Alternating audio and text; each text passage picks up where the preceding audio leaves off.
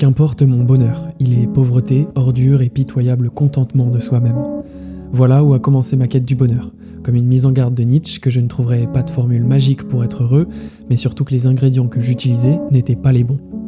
Et en commençant l'écriture de cette vidéo, j'avais en tête de trouver la recette du bonheur, mais c'est un concept si particulier, propre à chacun, et surtout malgré toutes mes recherches, encore très flou, à mes yeux. Mais si moi et mes tendances mélancoliques arrivaient à voir plus souvent la lumière que l'ombre, peut-être que mes trouvailles pourraient t'aider également. Alors laisse-moi t'emmener sur un chemin que tu reconnaîtras peut-être, laisse-moi t'emmener à la quête du bonheur. I had a dream.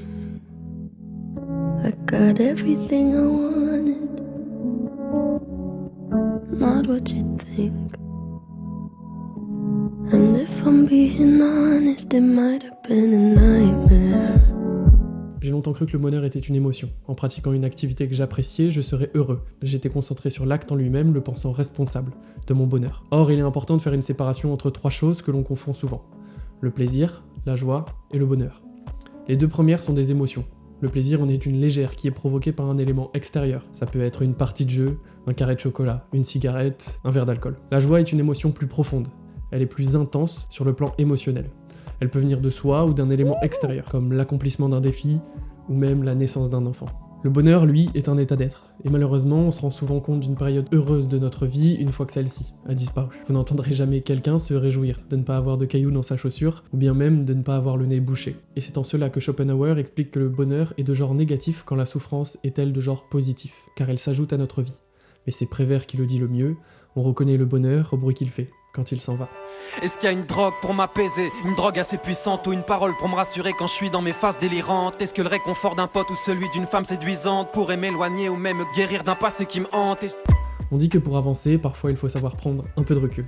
Alors pour atteindre ce bonheur, j'ai plongé dans mes souvenirs, cherchant un schéma qui m'aurait amené à ce stade par le passé. J'ai trouvé une période qui, ironiquement, avait commencé avec un chagrin d'amour. Le premier, celui qui marque. Qu'il vienne d'un amour à sens unique ou de la fin d'une relation, il est toujours accompagné de la tristesse. La souffrance était venue s'ajouter à ma vie.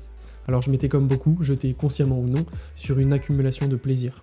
J'ai beaucoup fait la fête, j'ai découvert ces drogues que sont l'alcool et la beuh qui le temps d'une soirée me permettaient d'oublier. Je me suis mis au sport pour avoir un corps plus beau, j'avais en tête de changer de coupe de cheveux, de style, j'étais constamment stimulé.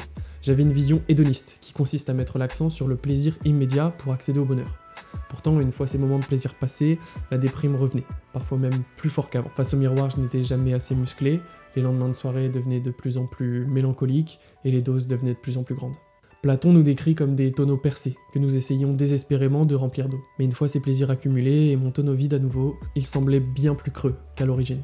Suivant cette idée et fort de mon expérience et de mon recul sur la vision hédoniste, m'était donc venue l'idée du siècle. Si ce tonneau se vidait constamment, je n'avais qu'à le remplir en continu. Cette fois avec de la joie, en devenant la meilleure version de moi-même. Mais sans réfléchir au gaspillage monstrueux qui allait arriver et de l'ancrage énorme qu'allait prendre cette vision en moi. Car aujourd'hui, j'ai encore en tête de devenir la meilleure version de moi-même pour être heureux. En faisant un maximum de choses pour combler mon temps libre et ainsi progresser au mieux. Je me suis donc construit un physique qui me plaisait beaucoup plus grâce au sport. Je créais des contenus tous les jours, je bougeais partout en France pour mon travail, je gagnais bien ma vie. Bref, j'avais cette impression d'être heureux. J'étais comme lancé à 300 km/h en ne voyant rien d'autre que mon objectif. Mais dès qu'il y avait une pause dans mon quotidien et que je me retrouvais seul, j'étais terrorisé. Je n'avais plus rien pour détourner mon cerveau du fait que non, je n'étais pas heureux. Je maquillais simplement une vraie tristesse à l'aide d'un faux bonheur. C'était comme savoir que la musique est trop forte, mais augmenter le volume pour étouffer le bruit de mes pensées. Et quand tout s'arrête, le choc est très violent. J'ai perdu beaucoup de temps pour des futilités. Dieu merci, peu de proches m'ont été subtilisés. Je traîne avec des javons pour les utiliser. Mon grand-père répétait une phrase qui, avec le temps, s'est gravée dans mon esprit. Du calme, du sang-froid, ça va s'arranger. Étant petit, je pensais qu'il était tellement fort en bricolage qu'avec un peu de temps, il pouvait tout réparer. Mais en grandissant, j'ai compris que c'était plus que ça. Quoi que tu fasses dans la vie, il t'arrivera de bonnes et de mauvaises choses. Alors la seule chose que tu peux changer, c'est ta réaction. Est-ce que le moindre problème va suffire à ruiner ta journée, ou es-tu conscient que tu ne peux pas tout contrôler? Un des grands principes du stoïcisme découle de ce raisonnement. Imaginons que vous êtes un matin réveillé par des travaux. C'est votre seul jour de congé et il semble bien parti pour finir en mal de crâne. Est-ce que vous pouvez y faire quelque chose? Non. Les travaux vont continuer toute la journée, et cette souffrance de congé gâché pourrait bien devenir une haine contre ce voisin qui fait toujours des travaux quand le moment est mauvais. Ou alors, peut-être qu'avec du recul, ces travaux ne sont qu'une opportunité. Il est peut-être un peu tôt, et vous auriez sûrement préféré dormir un peu plus. Mais bon, maintenant que vous êtes levé, Peut-être que vous pourriez profiter des premiers rayons du soleil qui ont mis du temps à arriver. Peut-être que vous pourriez sortir cet appareil qui prend la poussière et l'humidité. Peut-être qu'en voyant votre quartier au travers de l'objectif, le bruit des travaux se sera envolé. J'ai l'impression de devenir un connard, lever le matin de bonheur. On est tous en quête d'un bonheur, irréel ou factice. Rien n'a changé depuis tout ce temps. Maman dort avec une machine pour se protéger de l'infarctus. J'adore marcher dans la neige, quand il y a quantité parfaite, juste ce qu'il faut pour l'entendre craquer sous mes pieds. J'aime être réveillé par le soleil quand il fait chaud sur ma peau. J'adore réussir à enchaîner les métros, comme si tout était parfaitement millimétré, comme dans un film d'action. J'aime le bruit de la pluie sur mes volets, l'atmosphère et les odeurs juste avant une tempête en été. Il m'arrive ces choses de ne pas les voir, souvent car je suis trop pressé ou pas enclin à les apprécier.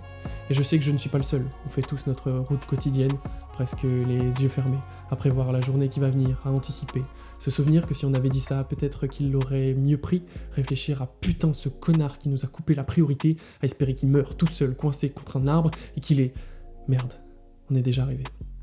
Être présent est devenu un art, celui de remarquer la quantité parfaite de feuilles mortes, celles qui craquent quand on marche dessus, l'odeur du café, du béton mouillé, un moment en famille, plein de sourires partagés, le regard d'un ami qui est moins enjoué, mais que vous avez l'espace d'un instant, vu se rallumer. Remarquez que tout ça se passe en même temps.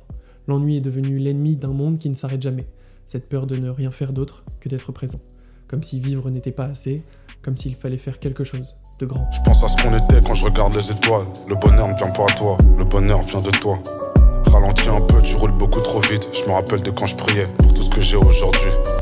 L'ombre n'existe qu'en présence de lumière. C'est un équilibre. Et ce bonheur que l'on cherche tous réside lui aussi dans l'équilibre. Même s'il est parfois dur de l'accepter.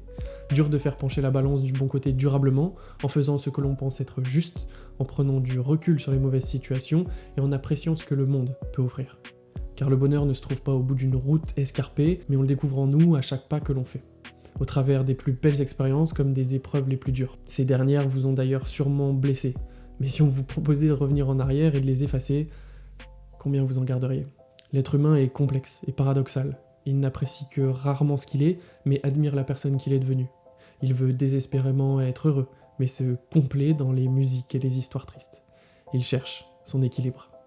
Comme j'ai pu le dire au début de cette vidéo, le bonheur est un état d'être. Il vient de l'intérieur et n'est dans aucun cas influencé par l'extérieur. Le bonheur vient de soi. Et dans votre quête, la destination n'importe peu. La façon de l'atteindre non plus d'ailleurs.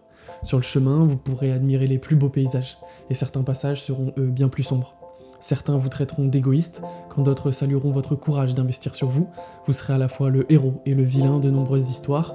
Vous jouerez de nombreux personnages dans la vie de nombreuses personnes. Vous allez vous séparer au fur et à mesure de nombreux rêves, de nombreuses facettes de votre personnalité. Vous comprendrez aussi qu'évoluer ce n'est pas devenir une nouvelle personne, mais savoir ce que vous n'êtes pas. Que le bonheur ce n'est pas un travail, une école ou une relation de rêve. Que certaines choses doivent s'arrêter pour que de plus belles commencent. Que l'amour que vous donnerez ne vous sera pas toujours rendu, que vous ne devez pas vous excuser d'être vous, que vous devez apprendre à vivre avec vous-même car on est heureux que lorsque l'on est pleinement soi. Enfin, vous penserez parfois à abandonner quand la lumière viendra à manquer, pourtant n'oubliez jamais que quand les étoiles s'éteignent, c'est que le soleil est sur le point de se lever. J'ai jamais cessé d'être heureux. Vous savez, il y a une phrase que j'ai souvent répétée, « Merci pour les roses, merci pour les épines ». La vie n'est pas une fête perpétuelle. C'est une vallée de larmes, mais c'est aussi une vallée de roses. Et si vous parlez des larmes, il ne faut pas oublier les roses. Et si vous parlez des roses, il ne faut pas oublier les larmes.